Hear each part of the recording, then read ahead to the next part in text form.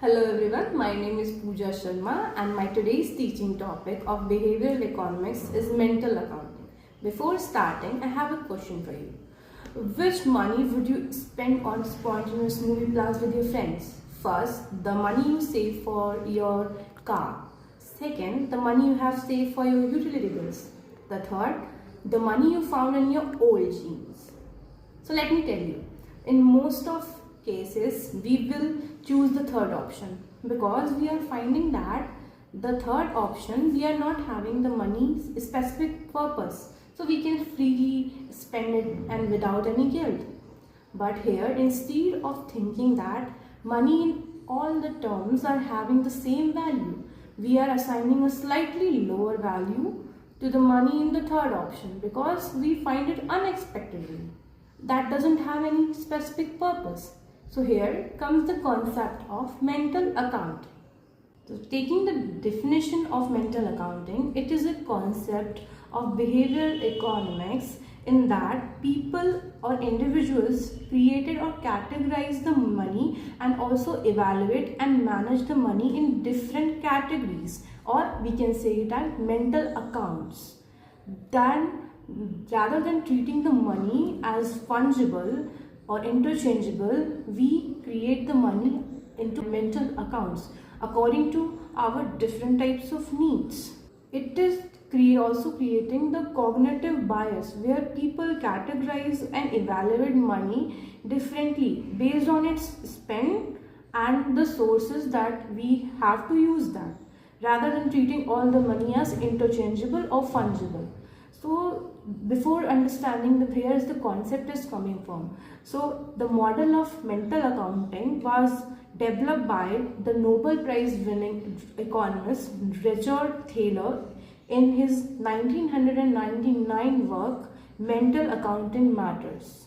Richard Thaler basically describes how people have divided their money into mental account and also their finances accordingly, like dividing the income and expense as the budget. Budget is very initial in the mental accounting process. We can understand that dividing the income into utility bills for saving purpose and for investment purpose or speculative purpose, they are creating some different account for each and every purpose for the money. Richard Thaler finds the mental accounting concept very similar with the managerial accounting concept of organizations.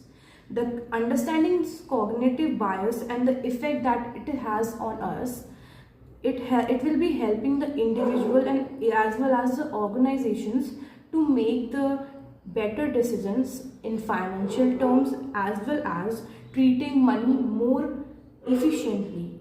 It also traces our day-to-day expenses and how we can control it as.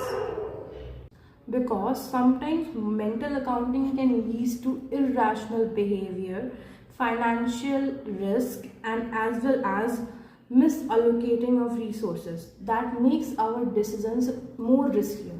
For understanding the psychological choices or human behavior, humans are not always rational with their choices. So by the mental accounting, it helps us to understand how we can oversee our mistakes in spending the money that we are having from different kind of sources, and how we can measure that also. Mental accounting incorporates the concept of prospect theory and transitional utility theory that impacts the buyer's decision and also the economic reaction of the outcomes. We can understand that sometimes mental accounting can result the people demonstrating greater loss aversions for certain mental accounts. You can take the example of the investment holdings they are having, also resulting the cognitive bias that will be leading to systematic departure for the consumer rationality. For understanding this, Richard Thaler have described the three components of mental accounting. The three components of mental accounting can be also utilizes the concept of utility and pain of pain to interpret how people evaluate their financial outcomes or economic outcomes. So for first component of mental accounting, it's perception and evaluation that basically concern how individual frames and judge their mental accounts as their financial outcomes. This includes the gain or losses and also the transactional of utility. In the second component of mental accounting is budgeting. Budgeting involves creating separate mental accounts for different uses as for their financial activity. We can take the example of budgeting by the daily expenses account, by the saving account, or you can say that by the medical expenses account, that we have the special outcomes for that. The third component of mental account is the choice breaking, that refers to the frequency with which we are checking up our mental accounts. You can also checking up the mental account or how we are evaluating the particular mental account. You can thought about the example as how you are checking your budget plan monthly, also how you are checking your online expenditure by monthly or weekly. In conclusion, we can say that mental accounting plays a vital role in deciding our day-to-day decisions and also having the applications in the field of psychology, public policy, research, and marketing and advertisement.